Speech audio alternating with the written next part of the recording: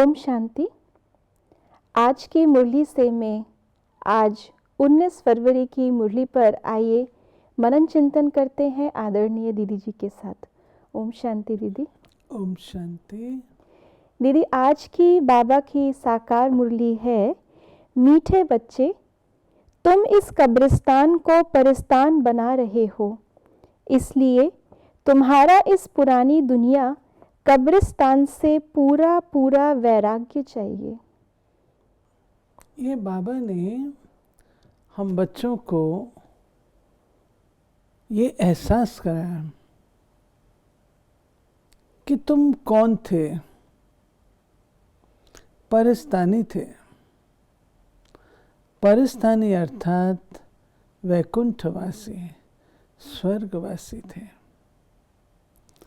जहाँ सतो प्रधानता थी।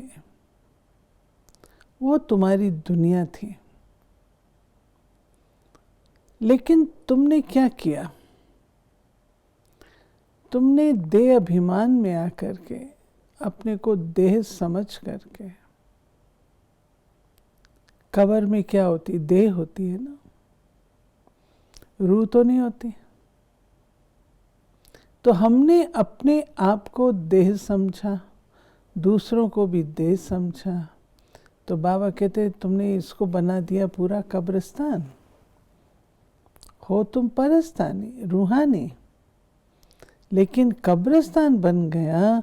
अब ऐसे कब्रिस्तान को फिर से परिस्तान बनाना, उसके लिए मुझे ही आना पड़ता है, क्योंकि तुम तो भूल चुके हो, बिल्कुल भूल चुके। मुझे आना पड़ता है, तुम्हें फिर से स्मृति दिलानी पड़ती है कि तुम आत्माएं हो।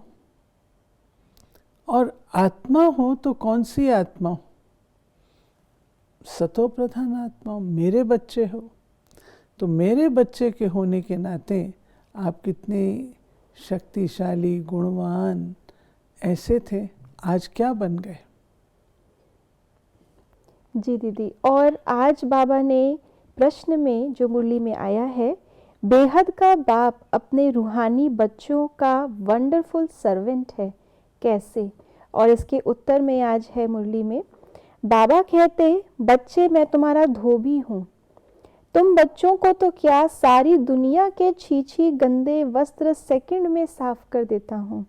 आत्मा रूपी वस्त्र स्वच्छ बनने से फिर शरीर भी शुद्ध मिलता है। बाबा यहाँ पे रूहों की सफाई करते हैं। आमतौर पर वॉशरमैन कपड़ों की सफाई करता, रूह की सफाई कोई नहीं करता।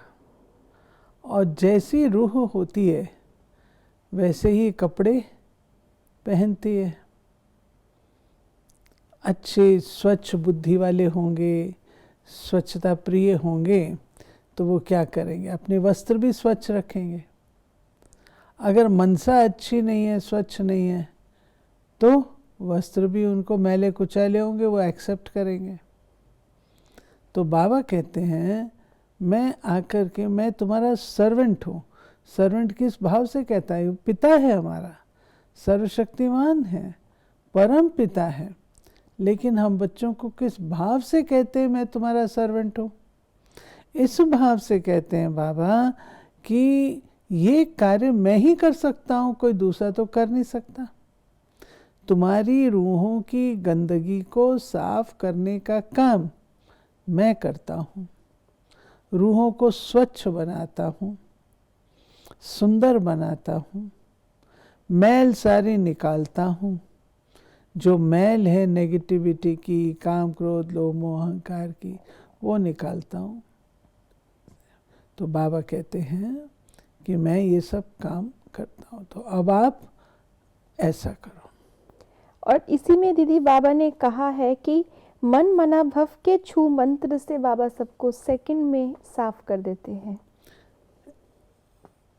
छू मंत्र, जैसे धोबी जब कपड़े धोता है तो बोलता रहता है ना, छू छू छू, ऐसे ही वो कौन सा मंत्र है? वो है शिव मंत्र।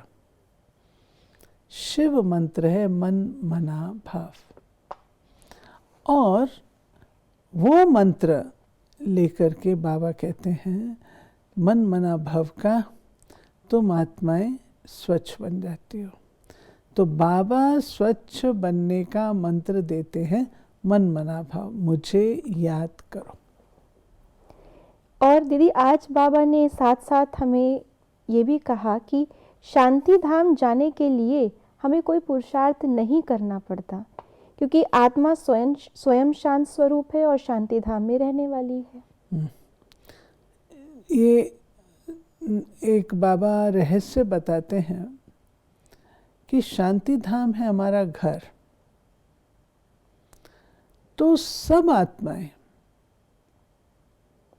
उन्होंने पढ़ाई पढ़ी है या नहीं पढ़ी है, सब आत्माएं वापस अपने घर जाती है। ये नाटकशाला है।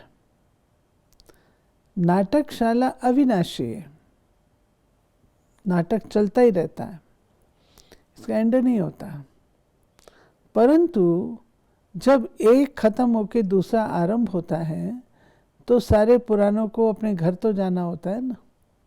तो शांति धाम जाने के लिए हमको कोई पुरुषार्थ नहीं करना, क्योंकि सब आत्माएं वहां जाएंगी ही जाएंगी, हर एक को जाना है।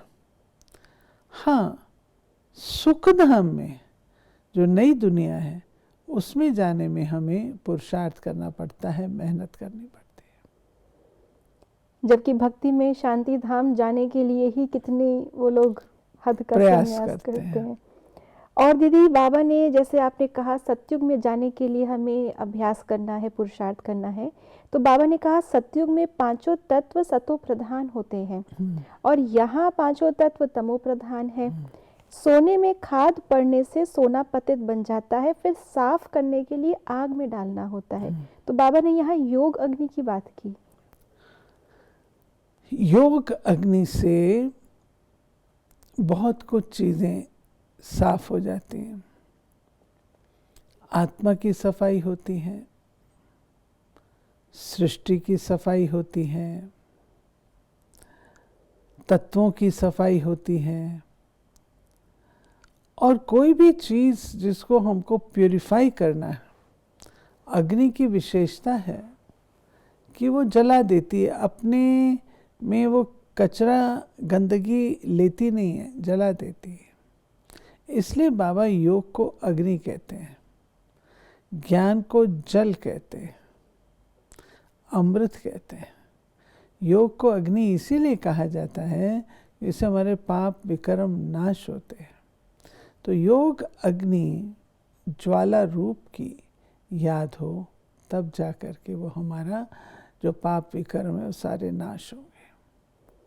और दीदी बाबा ने आज योग को जहाँ अग्नि कहा तो योग बल की बात भी की।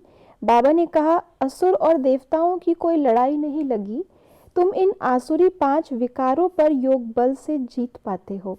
बाकी बाबा ने कहा कभी किसी को क्रोध में हाथ भी नहीं लगाना, काम कटारी भी नहीं चलानी है, क्योंकि ये हमारा मानसिक युद्ध है। काम क्रोध लोभ अहंकार भी हमको दिखाई नहीं देते हैं, शत्रु हमको इन आंखों से दिखते नहीं है। ये हमारा मानसिक युद्ध है। मानसिक युद्ध किससे है? 5 विकारों से। उसको खत्म करने का तरीका क्या है? जरूर सूक्ष्म होगा। वो सूक्ष्म तरीका है योग बल। जितना जितना आत्मा योग युक्त होती जाती है, योग से पावरफुल बनती जाती है, उतना उतना उसके अंदर शक्ति आती जाती है।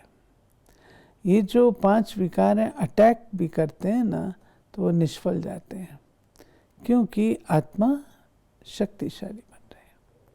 और आज बाबा ने दीदी ज्ञान, भक्ति और वैराग्य इन तीनों के बारे में भी कहा। तो बाबा ने कहा कि हमें पुरानी दुनिया से बेहद का वैराग्य है। पुरानी दुनिया से बेहद का वैराग होगा, हर चीज से। वैराग तब आता है जब हमको ज्ञान मिलता है।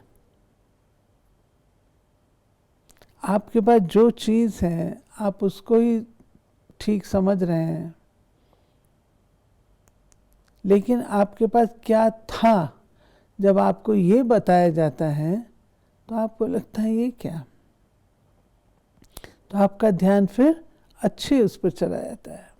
ऐसे पुरानी दुनिया से वैराग तब आता है हमको जब बाबा हमको नई दुनिया दिखाता है कि तुम उस दुनिया के मालिक हो।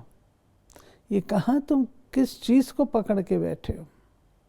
जब ये रियलाइजेशन होती है तो परिवर्तन आता है। और इसका आधार दीदी जैसे आपने बताया ज्ञान है, तो बाबा ने आज ज्ञान को कहा कि यह है अव्यभिचारी ज्ञान, क्योंकि तुम एक ही शिव बाबा से सुनते हो। ये अव्यभिचारी ज्ञान, क्योंकि तुम्हारा बाप, टीचर, सदगुरु एक ही है और तो नहीं। तो बाबा कहते हैं बाप, टीचर, सदगुरु एक होने से तुम एक से ही सुनते हो और कोई सुनाने वाला है नहीं। बहुतों की बहुत जन्म सुने, बहुत वर्ष सुने, अब थोड़ा सा समय है और जब ये पता है कि यही राइट है तो फिर क्यों ना उसकी ही सुनी जाए। और दीदी साथ साथ बाबा ने आज कहा कि ये बेहद का दशहरा होने वाला है अभी, क्योंकि ये सारी ही सृष्टि रावण का राज्य है, सारी ही सृष्टि लंका है। बेहद का दशहरा माना ये सारी दुनिया का परिवर्तन, अग्नि को ये अर्पित होती है सारी दुनिया और नई दुनिया इमर्ज होती है। तो दशहरा बाबा कहते हैं पांचों विकार, पांचों तत्व, 5 कर्मेंद्रियों वाले ये शरीर, ये सब इसमें स्वाहा होंगे और जो नई दुनिया है वो आएगी। और इसी को दीदी बाबा ने आज बेहद की होली का भी कहा, हाँ, जिसमें हम होली बन जाते हैं सारा। और दीदी आज बाबा ने कहा कि हम ईश्वर से योग लगाकर योगेश्वर बनते हैं और मनुष्य इसके कॉन्ट्रास्ट में है भोगेश्वर। भोगेश्वर ये बाबा ने हमको लाइफस्टाइल बताया। एक है योगी लाइफस्टाइल, एक है भोगी लाइफस्टाइल। तो शिव बाबा से योग लगाकर हम योगेश्वर बन जाते हैं और उनसे हमारा योग लगा हुआ था भोगी दुनिया से, भोगों से, तो हम थे भोगेश्वर। तो भोगेश्वर से बाबा बनाते हमको योगेश्वर। तो आज की मुरली में बाबा ने हमें ये सारी शिक्षाएं देते हुए जो वरदान दिया है दीदी, बाबा ने कहा संगम युग के श्रेष्ठ चित्र को सामने रख, भविष्य का दर्शन करने वाले त्रिकालदर्शी भव। और इसकी डिटेल्स में बाबा ने कहा कि भविष्य के पहले जो भी सर्व प्राप्तियां हम अभी संगम युग पर अनुभव करते हैं ब्राह्मण रूप में, अभी डबल ताज, तख्त, तिलकधारी, सर्व अधिकारी मूर्त बनते हैं। वहां सोने हीरे के झूलों में झूलेंगे और यहाँ तो बाप दादा की गोद में अतीन्द्रिय सुख के झूले में झूलते हैं। कितनी अच्छी बात है। वो झूला इसके आगे क्या है? चाहे हीरे माणकों का झूला हो, परंतु वो झूला क्या है? जो बाबा के प्यार का झूला है, जो सुखों का झूला है, आनंद का झूला है, अतीन्द्रिय सुख का झूला है, ज्ञान का झूला है, उसके आगे वो झूले क्या है? आज का स्लोगन है दीदी, कर्म और योग का बैलेंस ही परमात्मा ब्लेसिंग का अधिकारी बना देता है। ये जो है कर्म और योग का बैलेंस, एक वक्त था जो हम लोग कहा करते थे कर्म करो और शिव बाबा को याद भी करो। फिर आए कि योग में अधिक अटेंशन दो तो आपके कर्म जो है ठीक होते जाएंगे। अब परिभाषा कर्म योग की परिवर्तित है। अब कर्म योग की परिभाषा ये है कि कर्म आप करते रहें इतनी योग युक्त स्थिति में जो आपको कर्म करता हुआ देख करके औरों का योग भी शिव बाबा के साथ लग जाए। असली कर्म योग तो ये है ना, जैसे ब्रह्मा बाबा को हम लोग कर्म करता देखते थे, तो बाबा को कर्म करता देखते थे तो योग लग जाता था। बाबा कितना याद में कर रहा है।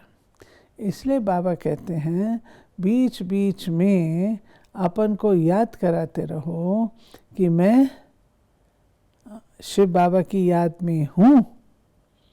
तो वो जो कर्म है हमारे इतने रूहानी योग युक्त हो जाएंगे, दिव्य हो जाएंगे, जो दूसरों को उनसे साक्षात्कार भी हो सकता है। बहुत वंडरफुल दीदी। तो आपने इसी का कहा कि यही हमें ब्लेसिंग मिलेगी उनसे, क्योंकि उनका योग भी लग जाएगा। तो ऐसे ही संगम युग के सर्व खजानों में, झूलों में झूलते हुए, सर्व प्राप्तियों का अनुभव करते हुए आज की मुरली का हम सभी पुनः अध्ययन अवश्य करेंगे। थैंक यू दीदी। ओम शांति। ओम शांति।